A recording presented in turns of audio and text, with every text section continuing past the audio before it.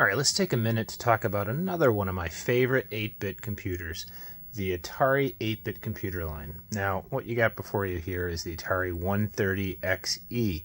Now, Atari had a bad habit, maybe I shouldn't say bad habit, but they had a cheap habit, that's arguably true, of just repackaging their original Atari 8-bit computers, the Atari 800 and 400, into new cases with incremental little quality of life upgrades.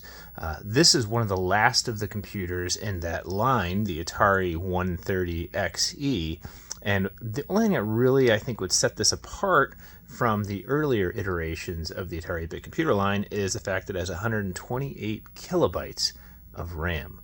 So that is a nice jump, considering that the original 400 and 800 came with like 16 kilobytes, expandable to 48 kilobytes of RAM.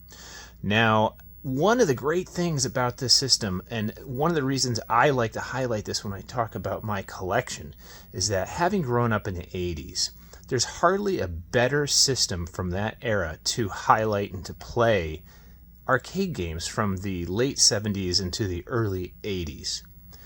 It had probably the largest selection, more so than even what you would find on a Commodore 64, which is saying a lot for that era of arcade games. Now, fast forward to today, there's a thriving homebrew scene and also hardware development for some, again, modern attachments and quality of life things like,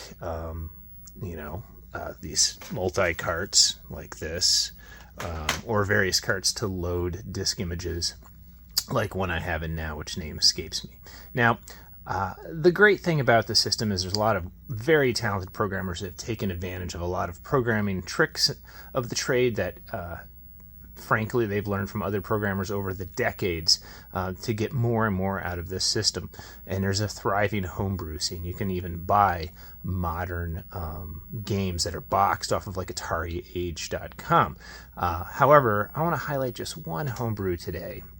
I'm a big fan of the game Bosconian, and there's a 128K version, a version that takes advantage of 128K that has all of the original sound effects and voice.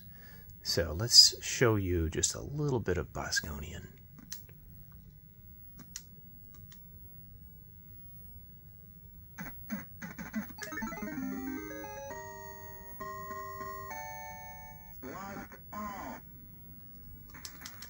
So the point of Bosconian is to destroy these space stations without running into one of the mines or the asteroids. I'm not very good at talking and playing this. And also avoid getting shot down by one of those fighters that they send after you. And it looks simple, but let me tell you, it gets progressively more and more complicated. Anyway, this is Bosconian. It's what I'm playing tonight.